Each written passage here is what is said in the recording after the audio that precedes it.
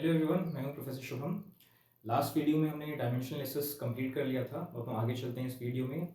अब हम पढ़ेंगे एरर एनालिसिस। ठीक है, तो ये टॉपिक ऐसा है जो कि जेई में ही पूछा जाता है, आपके स्कूल एग्जाम्स में भी पूछा जाता है, आईआईटी जैम में भी पूछा जाता है, सीएसआईआर नेट में भी पूछा जाता है। ठीक है, तो ये बहुत ही इंपॉर्टेंट टॉपिक है फिजिक्स का। तो आइए इसकी शुरुआत करते हैं। Error analysis. एरर बेसिकली, सबसे पहले ये जो शब्द है एरर, ये आप क्या समझते हैं इससे? एरर का मतलब, देखिए आप कोई भी मेजरमेंट लेते हैं, ठीक है, तो सपोज आपसे बोला गया कि आपके पास एक रॉड थी, उसकी लेंथ मेजर करिए।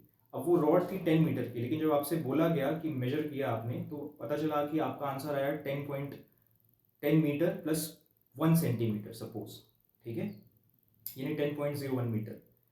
तो आप जो भी मेजरमेंट लेंगे, ये तो मैंने जस्ट एक रॉड का एग्जांपल लिया, हो सकता है आपसे रेजिस्टेंस मेजर करने को बोला जाए, टेम्परेचर मेजर करने को बोला जाए, करंट मेजर करने को बोला जाए। ठीक है, तो आप कोई भी एक्सपेरिमेंट करेंगे तो वहां पे एरर होना निश्चित है। ठीक है, तो ये जो एरर यहाँ पे जो वैल्यू ली आपने, जो मेजर्ड वैल्यू है, वो एक्चुअल वैल्यू से थोड़ा सा हमेशा डिफरेंट होगी। तो ये जो डिफरेंस है, इसी को हम एरर बोलते हैं। ठीक है, और ये मैंने यहाँ पे लिख भी दिया है, the difference between actual value and measured value. ठीक है, और फिर क्वांटिटी यहाँ पे ऐड कर सकते हैं आप, मैंने डायरेक्टली लिखा हुआ है। तो this difference is called error. ठीक है, आइए अब एरर के कारण क्या हो सकते हैं समझ लेते हैं। एरर के देखिए कई कारण हो सकते हैं। हो सकता है कि आप जो इंस्ट्रूमेंट यूज कर रहे हो उसका प्रिसीजन लेवल उतना अच्छा ना हो। प्रिसीजन लेवल को हम बेसिकली साइंटिफिक लैंग्वेज में लीस्ट काउंट से जानते हैं। एग्जांपल के लिए आपका मीटर स्केल होगा, आप जो ज्योमेट्री बॉक्स में मिलता है आपने देखिए, उस पर 15 सेंटीमीटर का स्केल होता है, और उस पर जो सबसे छोटे डिविजन्स होते हैं, तो एक जो डिवीजन होता है वो 1 मिलीमीटर के इक्वल होता है। ठीक है, तो मतलब कि आप उस स्केल से 1 मिलीमीटर से कम की डिस्टेंस मेजर नहीं कर सकते। ठीक है, अगर वो डिस्टेंस सपोज 15.15 सेंटीमीटर था टोटल, तो आपने 14 सेंटीमीटर मेजर किया, और 14 सेंटीमीटर के बाद जो नेक्स्ट मिलीमीटर वाली लाइन थी और लास्ट मिलीमीटर लाइन के बीच में कहीं पे आपका मेजरमेंट लाई कर रहा है। ठीक है, इसका मतलब क्या हुआ कि या तो आप 14, ठीक है, प्लस 14 सेंटीमीटर प्लस 1 मिलीमीटर लेंगे, या 14 सेंटीमीटर माइनस 1 मिलीमीटर लेंगे। तो ये 1 मिलीमीटर का डिफरेंस हमेशा बना रहेगा, इससे ज़्यादा एग्जैक्ट आप जा ही नहीं सकते। अगर आप वर्नियर कैलिपर्स ले लें, तो वर्नियर कैलिपर्स का लीस्ट काउंट इससे थोड़ा हाई होता है, एक ऑर्डर। ठीक है, तो वहाँ पे जो लीस्ट काउंट होता है वो 1 मिलीमीटर ना होकर 0.1 मिलीमीटर होता है, तो वो ज़्यादा एक्यूरेसी तक हमको ले जा सकता है। ठीक है, उसका प्रिसीजन लेवल ज़्यादा हाई है। इसी तरह से आप अगर स्क्रू गेज पे चले जाएं, तो उसका प्रिसीजन लेवल और हाई होता है। ठीक है, तो ये एग्जांपल के लिए, समझाने के लिए था आपको। अब देखिए आइए हम समझ लेते हैं। अच्छा, इसके अलावा और भी कई सोर्सेस ऑफ एरर हो सकते हैं। ये तो मैंने बताया कि इंस्ट्रूमेंट कितना प्रिसाइज आपका मेजरमेंट दे सकता है। ठीक है, दूसरा ये भी डिपेंड करता है कि आप कितनी सावधानी से अपने एक्सपेरिमेंट को कर रहे हैं, कितनी सावधानी से आप मेजरमेंट ले रहे हैं। ठीक है, और कुछ भी सिचुएशंस हो सकती हैं, कुछ रैंडम एरर्स हो सकती हैं। ठीक है, वोल्टेज करंट के फ्लक्चुएशंस की वजह से हो सकते हैं। ठीक है, तो एरर के बहुत सारे सोर्सेस हो सकते हैं। अब हम देख लेते हैं एरर के टाइप्स कितने होते हैं। ठीक है, तो एरर के टाइप्स ऑफ एरर्स।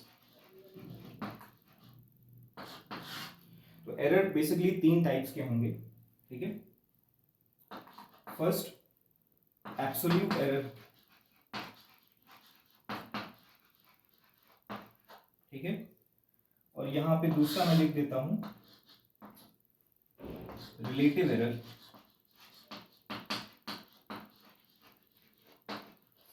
ठीक है, और तीसरा मैं लिख देता हूं यहां पे परसेंटेज एरर। इनको एक एक करके समझते हैं। ठीक है, देखिए एब्सोल्यूट एरर क्या है, इसको बताने के लिए एक एग्जांपल ले लेता हूं। सपोज आपने कोई रेजिस्टेंस मेजर किया, सबसे अच्छा एग्जांपल बुक्स में भी यही मिल जाता है। रेजिस्टेंस आपका आया सपोज 330 प्लस माइनस 2 ओम, ये आपने मेजर किया, ये आपकी एरर थी। ठीक है, तो ये जो एरर होती है मेजरमेंट में, इसी को हम बोलते हैं एब्सोल्यूट एरर। ठीक है, जो डिफरेंस आ रहा है मेजर्ड वैल्यू और एक्चुअल वैल्यू के बीच में, ये है 2 ओम का, तो यहाँ पे 2 ओम क्या है, ये आपकी एब्सोल्यूट एरर है, ठीक है। इसको हम डेल्टा आर से रिप्रेजेंट कर सकते हैं, suppose R is equal to R1 plus minus delta R, ये डेल्टा आर आपकी एब्सोल्यूट एरर है, ठीक है, डेल्टा आर एब्सोल्यूट एरर,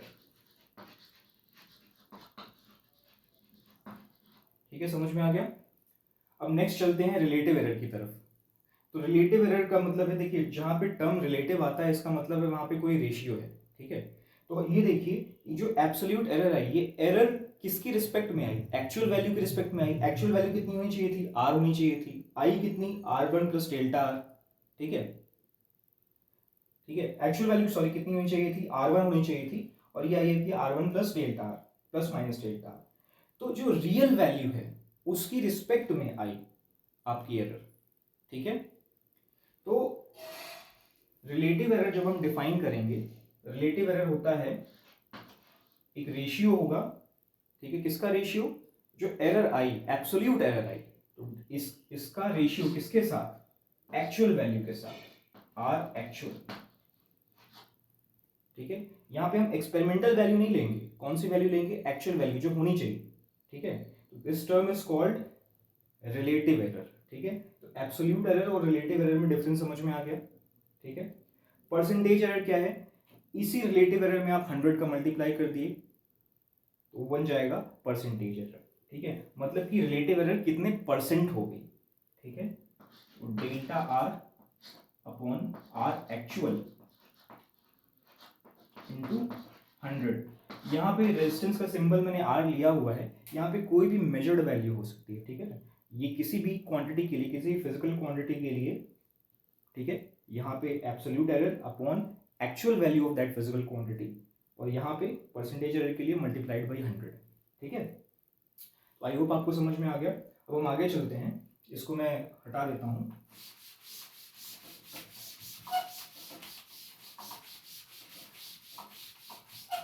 अब आगे चलते हैं, अगर आपको कोई एक्सपेरिमेंटल डेटा दिया है या आप कोई एक्सपेरिमेंट परफॉर्म करते हैं, ठीक है, तो आप वहाँ पे एरर कैसे निकालेंगे, जो आपने मेजर्ड वैल्यू ली। अब एक्सपेरिमेंट करते हैं तो आपके पास कई सारा डेटा होता है वहाँ पे, ठीक है, तो कैसे हम एरर को निकाल सकते हैं, आइए देखते हैं।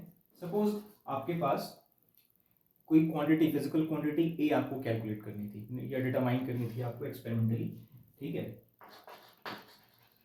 कोई फिजिकल क्वांटिटी आपकी होगी क्या, ए, ठीक है। अब आप क्या करेंगे, एक्सपेरिमेंटल डेटा लेंगे, ठीक है। तो सपोज डेटा से आपकी जो ए की वैल्यूज आई वो है A1, A2, A3, ऐसे करके n वैल्यूज आपने निकाली, ठीक है।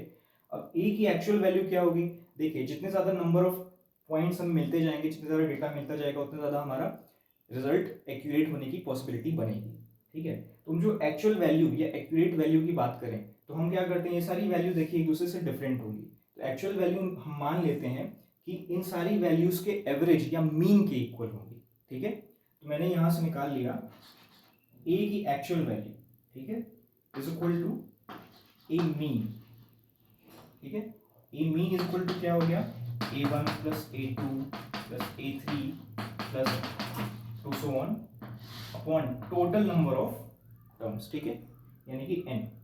इसको हम समेशन फॉर्म में भी लिख सकते हैं, summation over i is equal to 1 to n, ठीक है, an अपॉन n, ठीक है।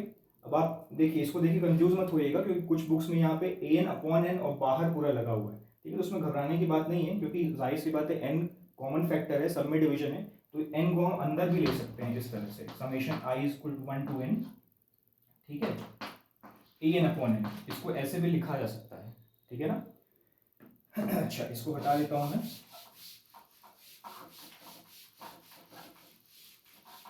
अब आगे चलते हैं, देखिए ये तो आपका ए मीन निकल आया, A mean is equal to summation I is equal to 1 to n A N upon n, ये निकल आया, ठीक है।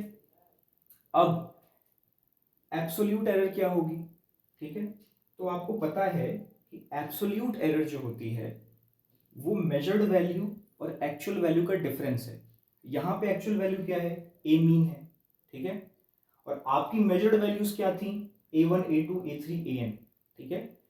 तो एब्सोल्यूट एरर क्या होगी, जाहिर सी बात है यहाँ पे कई सारी एब्सोल्यूट एरर्स होंगी। इस डेटा के लिए एब्सोल्यूट एरर, इस डेटा के लिए एब्सोल्यूट एरर। तो आइए सबसे पहले एब्सोल्यूट एरर देखते हैं। एब्सोल्यूट एरर देखिए, एरर्स नाम दे दिया मैंने क्योंकि कई सारी एरर्स होंगी। देखिए इस डेटा के लिए इसको मान लेता हूँ एब्सोल्यूट एरर डेल्टा A1 कितना हो जाएगा, इस वैल्यू का और इसका डिफरेंस, ठीक है, ठीक है, यानी कि A1 माइनस A मीन। इसी तरह से delta A2 is equal to A2 minus A mean. इसी तरह से ये चलता जाएगा और last value delta AN minus A mean. अब देखिए कुछ वैल्यू यहाँ पे देखिए, कभी कभी ऐसा होगा कि A1 A मीन से ज्यादा होगा, कभी ऐसा हो सकता है कि कुछ डेटा A1 हो सकता है A मीन से कम हो, ठीक है। इसका मतलब A1 जो एब्सोल्यूट एरर्स हैं आपकी, ये पॉजिटिव और नेगेटिव दोनों हो सकती हैं, ठीक है। लेकिन हम क्या करते हैं, हमें क्या करना है, इतनी सारी एरर्स आपकी आ गई हर डेटा के लिए अलग, तो हम इन एरर्स का मीन ले लेते हैं और उसको मान लेंगे हमारा मीन एब्सोल्यूट एरर, ठीक है। तो जो एब्सोल्यूट एरर्स था उसका हमने मीन ले लिया, ठीक है। तो आगे बढ़ते हैं।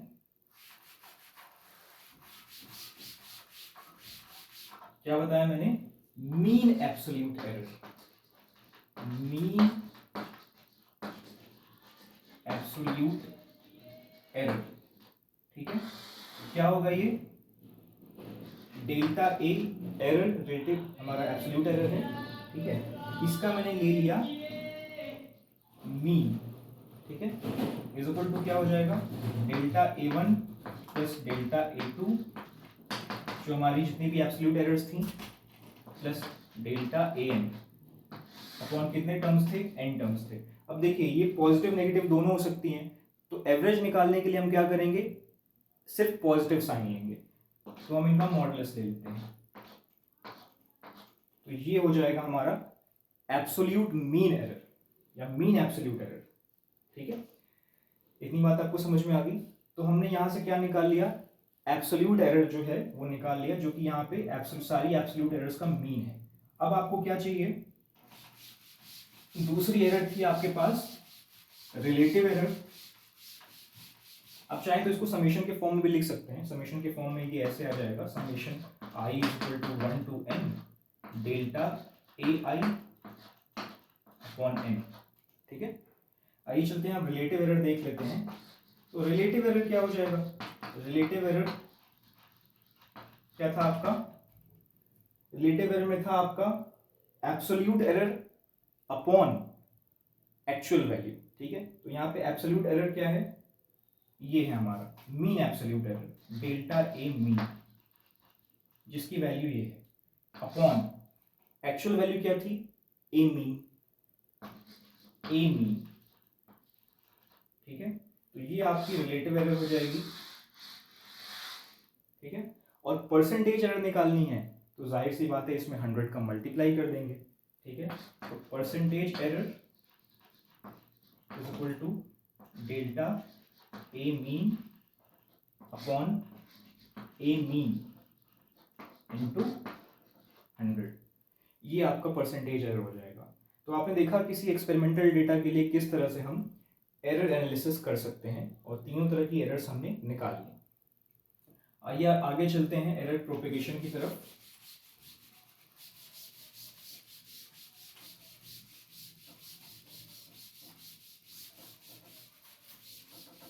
देखिए कई बार क्या होता है कि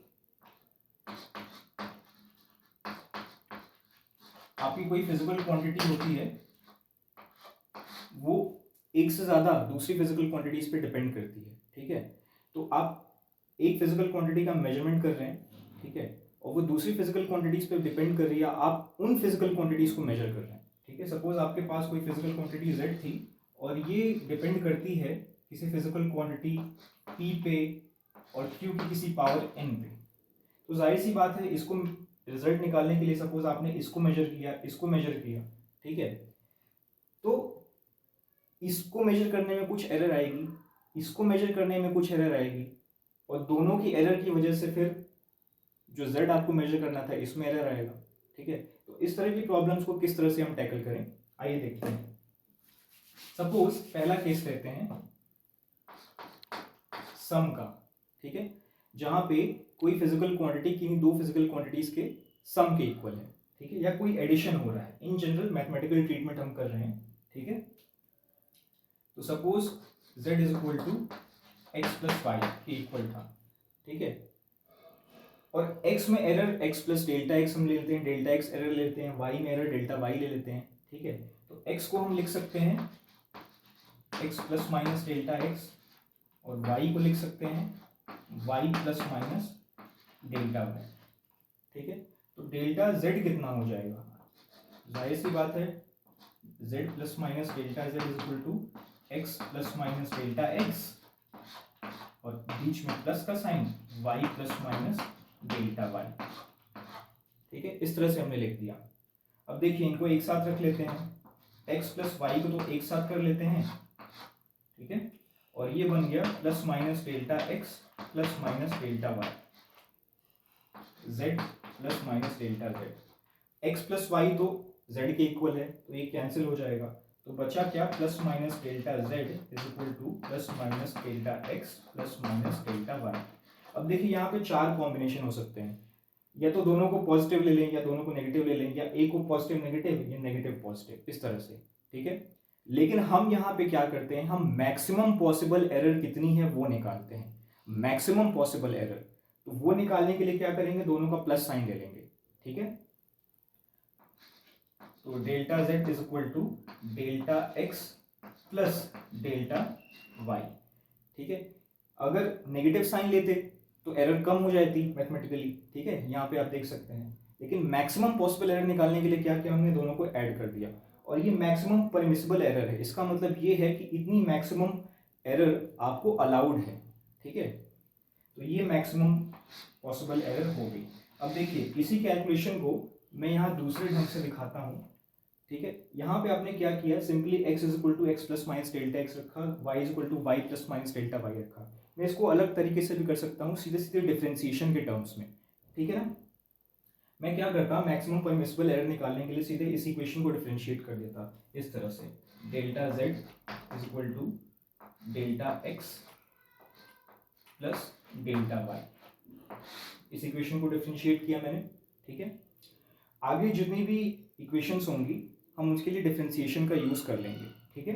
बार बार ऐसे रख के ऐसे भी हम निकाल सकते हैं, ठीक है, लेकिन ऐसे निकालना थोड़ा सा कठिन पड़ जाएगा जब पावर्स आने लगेंगी, ठीक है। सपोज यहाँ x की पावर कुछ होती, a b क्यूब होता, पावर 4 होती, तब हमें प्रॉब्लम हो जाती, ठीक है। तो सोल्यूशन मैथमेटिकली थोड़ा कठिन पड़ जाता। आगे देखते हैं। अच्छा सपोज यहीं पे ये z is equal to simply x plus y का केस था। अब दूसरा केस, इसको थोड़ा सा कठिन कर देते हैं।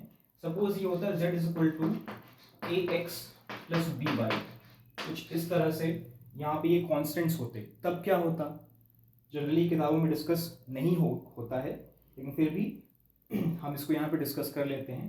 तो यहाँ पे सिंपली क्या हो जाएगा, कुछ नहीं होगा। आप यहाँ पे रख के भी देख सकते हैं, ऐसे भी निकाल सकते हैं, या सीधे सीधे ये कितना आ जाएगा, delta z is equal to a delta x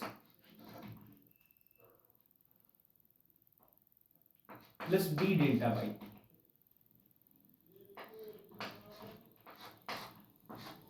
ठीक है। आई बात समझ में। अब देखिए आगे चलते हैं हम। इसको नोट कर लिया, आई होप आपको समझ में आ रहा होगा। कोई प्रॉब्लम है तो आप कमेंट में मुझे लिख दीजिएगा, ठीक है। नेक्स्ट चलते हैं।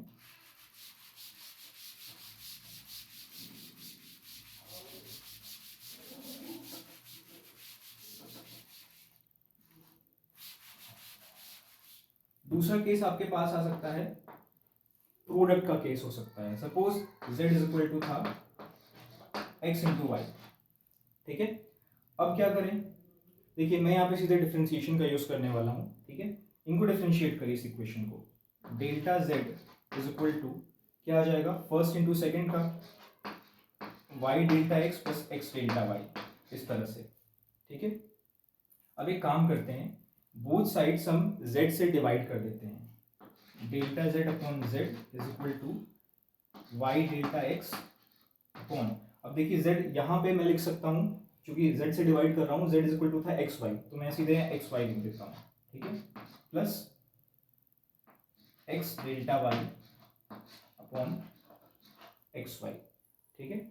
यहाँ से x कैंसिल हो जाएगा, यहाँ y से y कैंसिल हो जाएगा, बचेगा कितना, delta z upon z is equal to delta x upon x plus delta y upon y। तो ये आ गई आपकी रिलेटिव एरर। परसेंटेज एरर निकालनी है तो क्या करेंगे, 100 से मल्टीप्लाई कर देंगे, ठीक है। अच्छा, लास्ट केस जो था, delta z is equal to delta x plus delta y, कुछ इस तरह से निकला था। यहाँ पे ये कौन सी एरर थी, यहाँ पे ये एब्सोल्यूट एरर थी, और यहाँ पे कौन सी एरर है, ये रिलेटिव एरर है। यहाँ पे आपको एब्सोल्यूट एरर निकालनी होगी तो क्या करना पड़ेगा, जाहिर सी बात है एक्चुअल वैल्यू से डिवाइड करना पड़ेगा, जो कि हम पहले बता चुके हैं, ठीक है।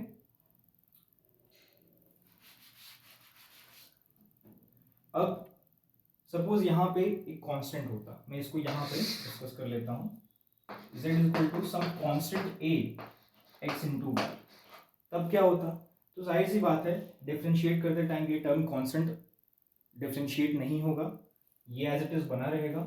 तो delta z is equal to a delta y delta x plus x delta y, इस तरह से, ठीक है। तो ये तो आप देख रहे हैं ऐसे ही बाहर आ गया। इसका मतलब क्या होगा कि delta z upon z is equal to a times, ठीक है, डेल्टा x अपॉन x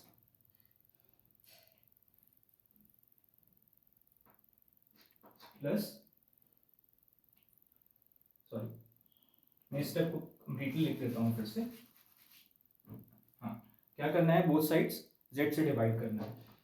तो delta z upon z is equal to, देखिए यहाँ पे क्या आएगा, z से मैं डिवाइड कर रहा हूँ, ठीक है।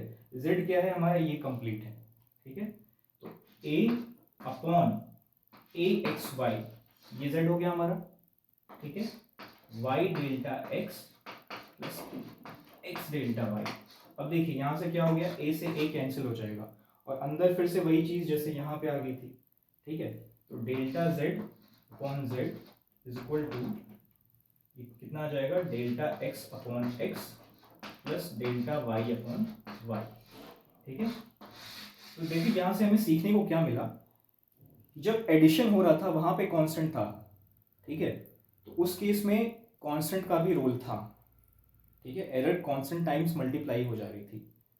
लेकिन यहाँ पे क्या है, जब प्रोडक्ट का केस है और यहाँ पे कांस्टेंट है, तो जो एरर हमारी फाइनल निकल रही है वहां पे कांस्टेंट का कोई रोल नहीं है, ठीक है, यहाँ कहीं कांस्टेंट नहीं आ रहा, ये बात आपको ध्यान रखनी है, ठीक है। चलिए अब नेक्स्ट केस ले लेते हैं। Suppose z is equal to x square, ठीक है।